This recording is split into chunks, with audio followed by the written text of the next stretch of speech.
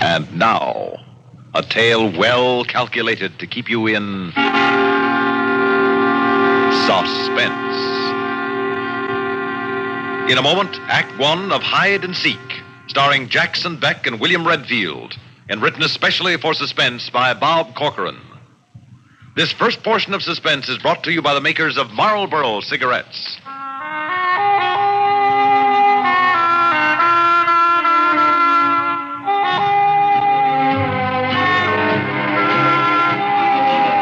Why don't you settle back and have a full-flavored smoke? Have a Marlboro. You get a lot to like with a Marlboro, the filter cigarette with the unfiltered taste. Try Marlboro.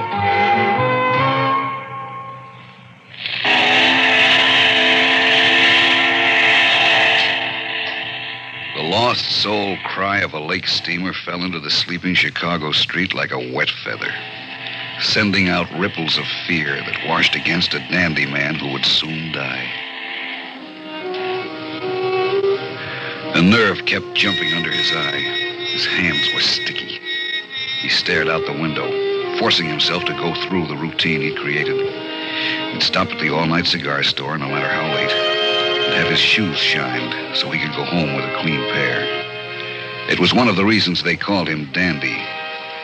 But he wasn't enjoying it tonight, and never would again. He came off the shoe-shine chair like a dancer, moved to the door of the store. Nothing either way. A $50 glittered in the light and disappeared as the boy snapped it out of the air. Thanks, kid. Thank you, Mrs. Angeles. The street stretched ahead. Parked cars, empty. Some old newspaper blowing. Big city tumbleweed. Dandy caught his reflection in a store window and had to stop in spite of his nervousness and desire to get away. A practiced hand rolled the brim of his hat, and the Windsor knot of his tie got pushed to perfection. Yeah. No wonder they called him Dandy. Neat as a pin, even his fingernails. Dandy thought of that afternoon, and his mouth twisted in self-disgust as he cut across the street and hurried on, keeping near the curb and watching the shadows. A jerk play, like a luck-happy punk instead of a professional gambler. Just a few more blocks to go and nothing had happened. He felt a little easier, but he had to get 1,000 fast. Bigelow didn't like guys who played and then didn't make good on the sour ones. He had a long list of things he didn't like, and that was on top. Dandy knew that when he made the bet that afternoon. You got it, though, ain't you, Dandy? Yeah, sure, Ed. I just ain't got it on me. If you pick a cruller, I want that money. Sure, Ed. I want it fast. Hey, what am I, the thief of Baghdad? I always been good, ain't I? Yeah, you always been good, Dandy. It's just we're friends. I don't want you should welch on me, that's all. I ain't no Welcher. I know a guy who wasn't no killer. Till he knocked off a guy. I won't welch, Ed. That's good. Because if you did, I'd lose a friend. And all your friends would lose a friend. Permanent. Okay. Don't worry. It's a sure thing. The horse finished fifth. Nowhere. But he'd get the money. Sure. Take maybe a week. Guys forget your name fast when you're broke. But nothing to worry about. His hotel awning invited him just ahead. Maybe he'd get out of town for a few days. Not that there was anything to be afraid of, just hedge his bet. Play it safe. He breezed into the hotel lobby. Thank God it was empty. Then the ripples of fear came back when he saw the scared-faced kid at the desk. What's the matter, Herbie? Well, there's a guy waiting for you. He's in your room. He belted me and took the key. Told me not to tell the cops or you nothing. But you always been nice to me. It's all right, Herbie. It's all right. What's he look like? Oh, he's a real big guy. Fat, but big. Thanks, kid. I'll make it up to you later. He fought to keep calm. No time to turn into a panic man. Stiff-armed the door and got into the street. His hand measured the few bills in his pocket. He wondered how far they'd take him. Bigelow was closing in. Then Then a piece of shadow split away from the wall. Hello, Dandy. The kid tell you about Bigelow's friend waiting for you inside? I don't know what you're talking about. But not about the one waiting outside, huh? The man was tall and thin, skinny even. He looked as if they'd made his face, forgotten a mouth, and then torn one. Dandy tried to move around him. Let's get my buddy, then we'll go see Ed. When I say move. Dandy fought his fear as he watched the elevator arrow swing down. He was tall and fat. His eyes looked as if someone had tried to hide 2 grapes in some dirty grease. You got him. Good. Yeah, he was taken off. This punk here must have told him you was in his room. You do that, punk? Huh? Don't matter, we got him. You're gonna keep your mouth shut about this, ain't you? Please. Leave him alone. Shut up, dandy man. I won't save you for Bigelow. Kid, you say anything, this is just a sample of what you'll get. Let's go. Where are we going? Ed Bigelow wants to talk to you. What's Ed want with me? Did you hear that, Earl?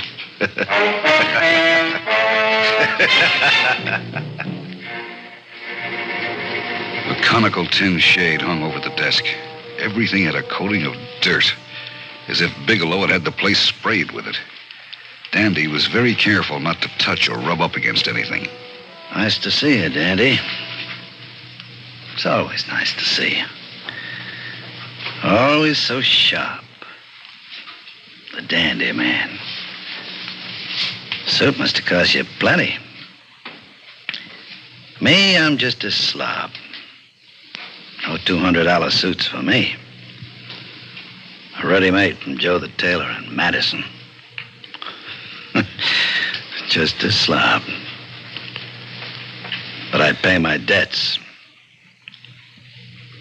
Where's my money, Danny? Well, you see, Ed, No conversation.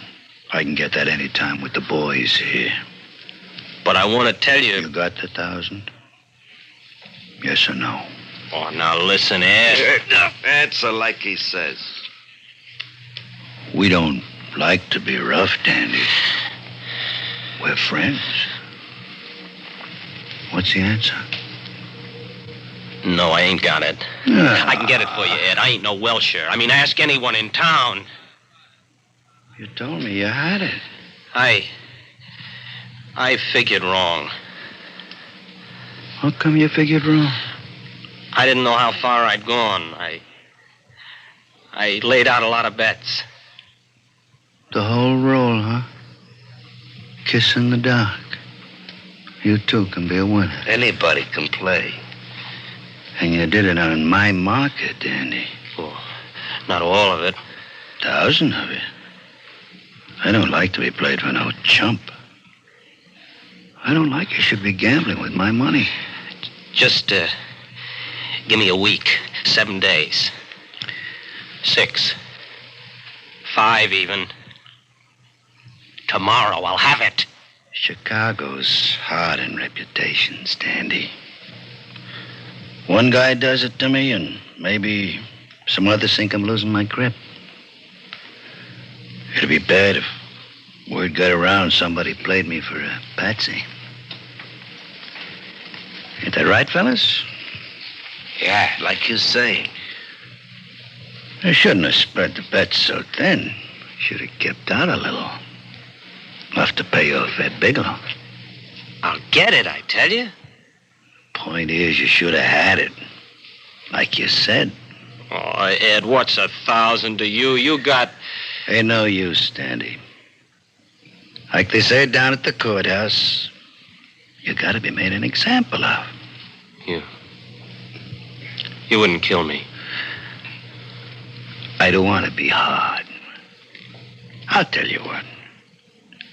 I'll leave it up to the boys.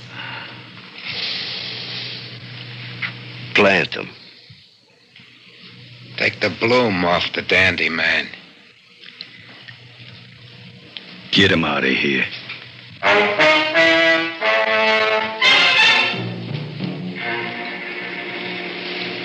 I'll take that watch, Dandy. You won't be needing it. I'll match you for it. Sure, I ain't greedy. We're, going out to the forest preserve, huh? A nice drive into the country. Oh, it's peaceful out there. You'll get a nice rest. You're caught. A joker. Yeah, we go down Clark Street, see? To North Avenue and then west to the country. We park a little, and we come back. Me and Lloyd, that is. Out North Avenue, right through the old neighborhood. His mind raced ahead. Forgotten details of dirt and squalor struggled forward from the shadows where he'd pushed them. The streets, the alleys. Then it hit him. The police station on Blackhawk. If he could get out of the car, run to the station. He'd have to make the break when the car was moving, time it just right. There was only one street that cut into North Avenue that'd do him any good, Sedgwick. Then halfway down the block, into the alley, and through the vacant lot at the end. The car couldn't follow. Then a half block more to the police station, and he'd be safe. And then suddenly he saw the battered old black on yellow sign as the car entered the intersection. Sedgwick. Dandy hit the door, then the street, bent over, running, sprawling into a tin newsstand. Then he was on his feet, running. The car wrenched around like a giant crab and then leaped down the street. They didn't shoot. Dandy's hand hooked a no parking sign and he swung into the alley without slowing. Then he knew something was wrong. He looked up and saw. There was a building at the end of the alley where the vacant lot had been. He whirled around. The warehouse stretched back to the street on one side. The other had store backs. Solid, no fences. The backbone of the elevated track cut over the end of the alley. A dirty bulb burned on the warehouse fire escape that crawled up the side of the building like a steel vine. Dead, and just out of reach. He pivoted and ran back to the back of the alley. Softly. Hide and seek.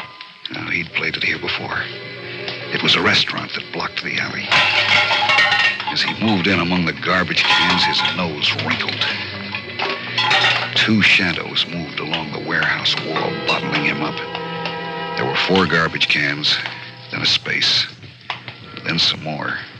The shadow was deepest right behind them. Dandy knelt down, then slid out flat. His soft, manicured hands quivered from what he felt under them.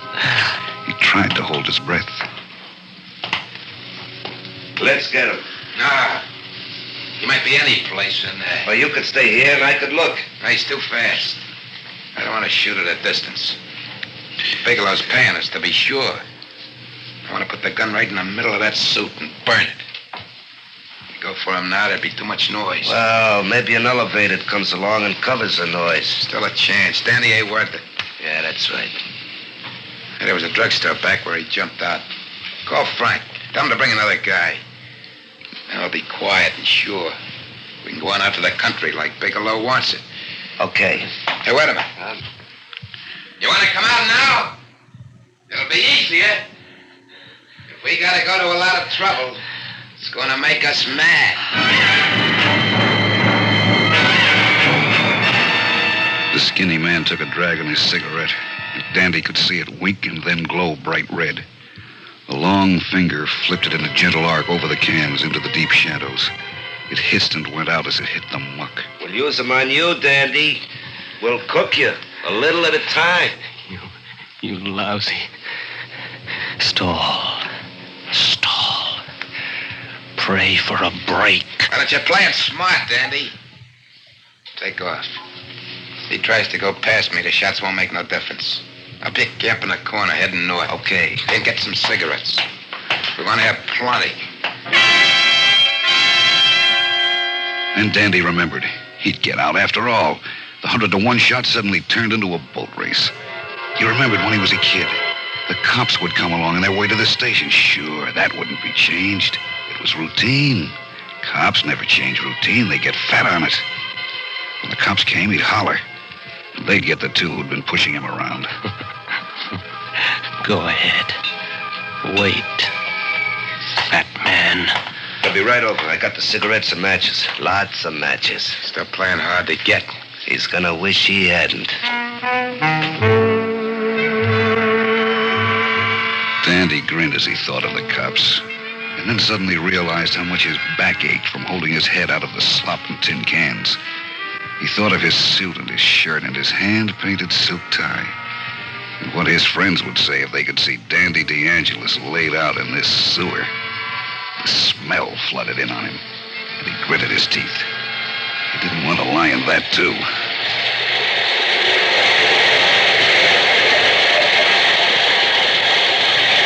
It was the first time he'd ever wished he was on an elevated.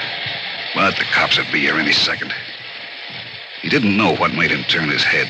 He just lifted his cheek off his hand and swiveled his head around. Oh. The skin went tight all over his body, and he almost screamed and jumped up, but instead, he froze and stared. Just 2 feet away, its head just emerging into the light, was an enormous rat. He hated them. Worse than anything, he hated them. When he was a kid, he'd always been afraid of them. They were the old tenement, the dank hallways and crowded rooms, the dirty smells that got into your skin and stayed there. He'd been bitten as a boy and never gotten over it. Oh, what am I gonna do? He thought he'd left all that behind him, but he hadn't. Dandy DeAngelis, the dandy man, lying in filth, staring at a rat. And if he made a sound, they'd move in on him. And then the matches and cigarettes and gun in the stomach. Easy, dandy boy. Easy. If it meant his life, he'd stay there with a rat. Sure. What can I do? What can I do? It moved a few inches into the light, hugging the garbage can on the other side of the open space. It was a foot long and heavy. He remembered when he was a kid and they'd kill one. The filth and the fleas. That had been bad enough. But then, rats were dirty shadows that hugged the wall and ran. This one was on the same level with him, hugging the same wall. He'd come down a long way. Anytime you're ready, Dandy. I guess he likes laying in that mess. There was a little breeze, and he saw the fur on its back move. He felt sick again.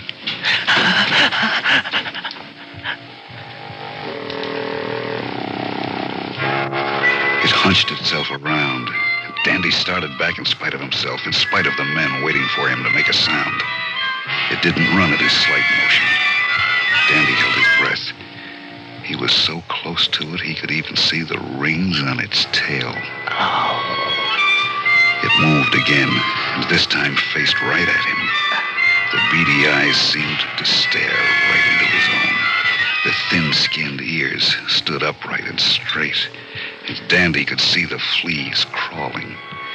It lifted its head, and Dandy saw the teeth that never stopped growing but get worn down and sharpened all the time.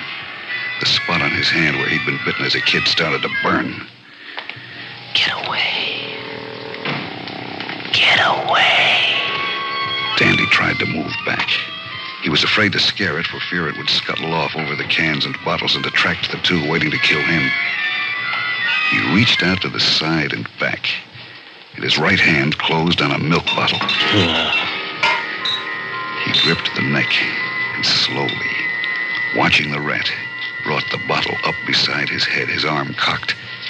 He stayed there, trying not to jump up and run away from it, trying to wait for... He hadn't been watching.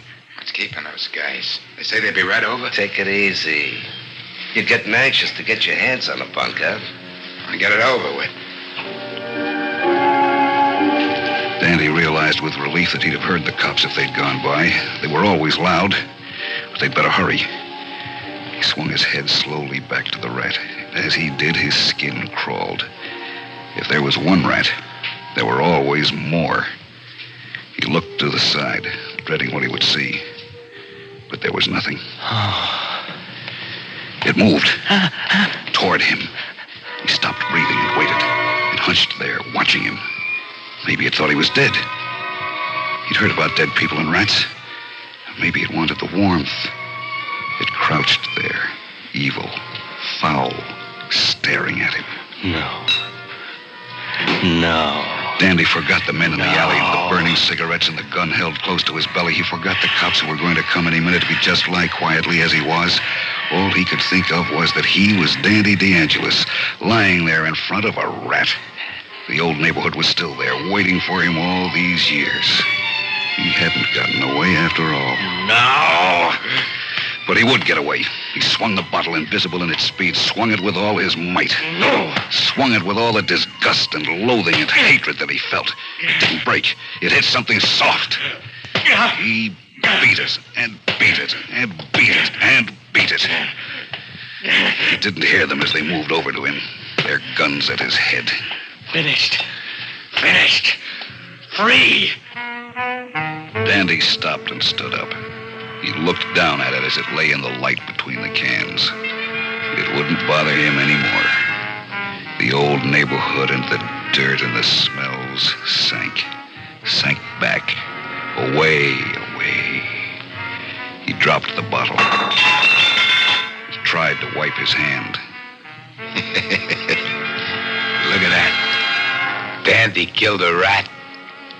Yeah. Now it's our turn.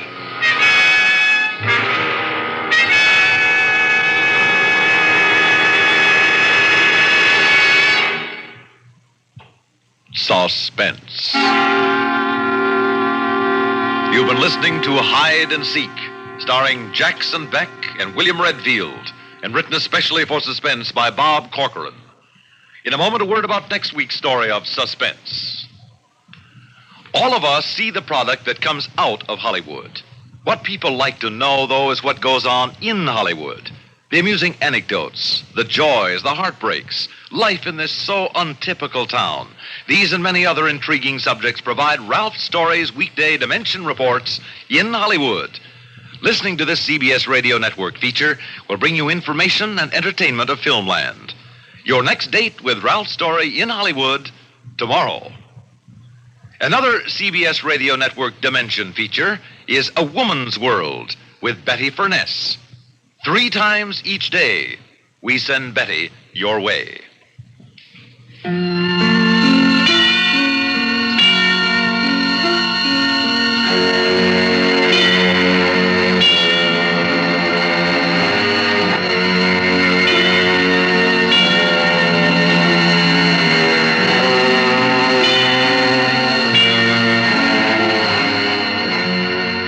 Suspense is produced and directed by Bruno Zerato Jr.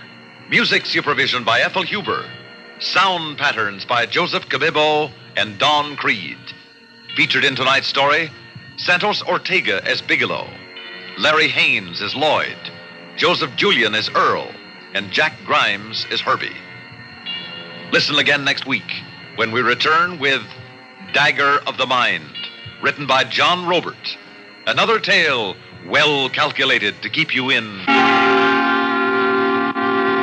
suspense.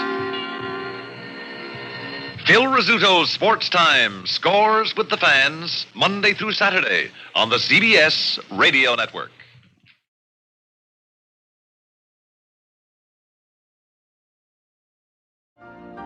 You've been listening to the OTR Gold Network.